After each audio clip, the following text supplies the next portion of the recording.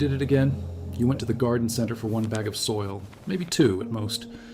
You came back with the soil, yes, but also 3 new herb starts, a packet of heirloom tomato seeds you had never seen before, a terracotta pot that was on sale, and a small blueberry bush that you absolutely did not need but could not leave behind. And somewhere between the parking lot and the front door, you made a decision. You left the bag in the car.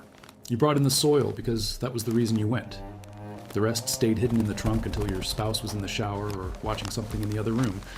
Then you moved it all to the garden, quietly, quickly, like a smuggler unloading cargo. If anyone asked, you already had those plants, or they were free, or a friend gave them to you. The story changed depending on the situation, but the impulse was always the same. Hide first, explain later. Or better yet, never explain at all. You know, this sounds absurd. You're not hiding anything dangerous. You're not spending the mortgage on seedlings. You're hiding a $4 pot of basil and a $6 packet of seeds. The secrecy is wildly disproportionate to the purchase, and yet you do it every single time. And you are far from the only one. Today, you're going to discover exactly the psychology behind people who hide plant purchases from their spouse. And the answer has nothing to do with money, nothing to do with dishonesty, and everything to do with something your brain is protecting that it considers more important than almost anything else in your life. Let us talk about what is really going on. You have noticed that you do not hide other purchases. You bought new shoes last month and left them by the door. You ordered something online and opened it at the kitchen table. You do not sneak groceries into the house. You do not disguise a new book. But plants are different. Seeds are different. Garden tools are different. These things get the covert treatment, the casual smuggling, the strategic timing. And if you really think about it, you know why. You're not hiding a purchase. You are protecting a territory. There is a space in your life, probably the garden, maybe the potting bench, maybe the shelf where you keep your seeds, that belongs to you in a way that nothing else does. Not the kitchen, which is shared. Not the living room, which is communal. Not even the bedroom, which belongs to the relationship. The garden is yours. The decisions you make there, what to plant, where to plant it, how much to spend on it, those decisions answer to no one. And that is not selfishness. That is sovereignty. You have also noticed that the hiding is not really about avoiding conflict.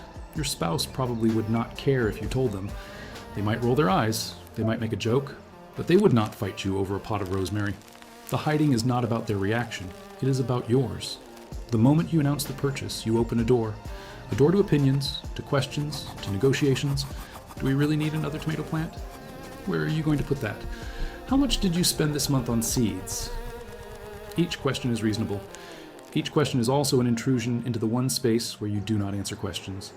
And your brain, without you even realizing it, decided that avoiding those questions is worth the mild absurdity of sneaking a plant through the back door. There's one more layer to this that you probably recognize. The things you hide are not random. You do not hide the practical purchases, the bag of fertilizer, the replacement stakes, the new garden hose. You hide the ones that came from desire, not from necessity. The seed variety you had never tried. The flowering plant that caught your eye. The extra herbs because they smelled incredible. These are the purchases that came from a part of you that does not operate on logic or budget. They came from joy. And for reasons you have never fully examined, joy is the thing you feel most compelled to justify. But here is what is actually happening behind this behavior. And it is far more interesting than you think. The first mechanism is something psychologists call psychological sovereignty. Every human being has a deep need for at least one domain in their life where they feel completely autonomous, where their decisions are their own, where they do not need permission, approval, or consensus. For some people, this is their car. For others, their closet. For others, a hobby room or a workshop. For gardeners, it is the garden.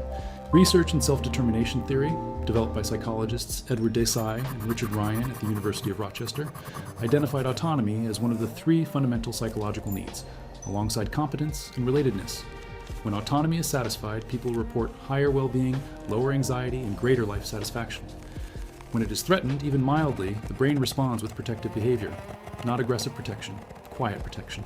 Avoidance, deflection, concealment, exactly the behaviors you recognize in yourself every time you walk past your spouse with a bag from the nursery hidden under your jacket.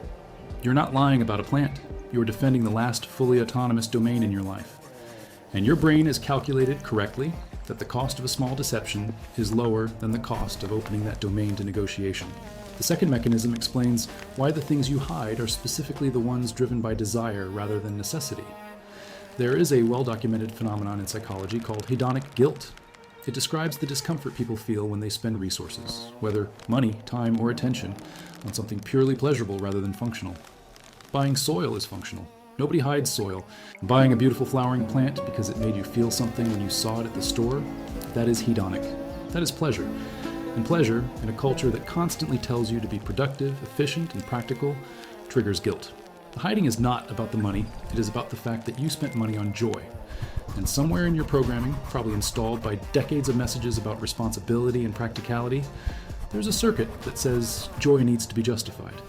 Joy without a practical reason feels indulgent, so you hide it, not from your spouse, really, from the part of yourself that is not sure you deserve to buy something just because it made you happy. The third mechanism is the most fundamental, and it explains why this pattern is so specific to the garden and so universal among gardeners. Dr. Kelly Lambert at the University of Richmond documented what she calls the effort-driven reward circuit. When your hands are physically engaged in work that produces a tangible outcome, the brain releases a cocktail of neurochemicals that create deep satisfaction. Dopamine, serotonin, endorphins. The garden is one of the most efficient activators of this circuit. You plant, you tend, you harvest. Cause and effect, effort and reward. Visible, tangible, real. But here's the part that matters for the hiding behavior. The anticipation phase of the circuit, the moment when you are at the garden center holding a new seed packet and imagining where it will go, what it will become, how the garden will look with this addition, that moment is chemically active. Your brain is already releasing dopamine. Not because you planted it yet, because you are imagining planting it. The purchase is not the reward. The purchase is the activation of a reward circuit that will continue to pay out for months. When you hide that purchase, you are protecting the circuit.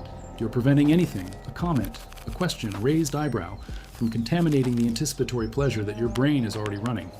The hiding is a quarantine, not of the plant, of the feeling the plant gave you. The fourth mechanism connects all of this to something larger. Every gardener's collection of plants, seeds, and tools represents something that psychologists call an extended self. The concept, developed by researcher Russell Belk, proposes that the objects we surround ourselves with become part of our identity. They are not just things we own, they are things we are. Your garden is not just a hobby space, it is a physical expression of who you are, what you value, what you find beautiful, what you choose to nurture. Every plant you bring home is an addition to that identity, and every time someone questions a purchase, even gently, it registers in the brain as a question about the self. Do we really need another tomato plant? It is heard by the conscious mind as a practical question. It is heard by the deeper brain as, do you really need to be more of who you are? That is why the hiding feels protective rather than deceptive. You're not concealing a transaction, you're shielding an identity.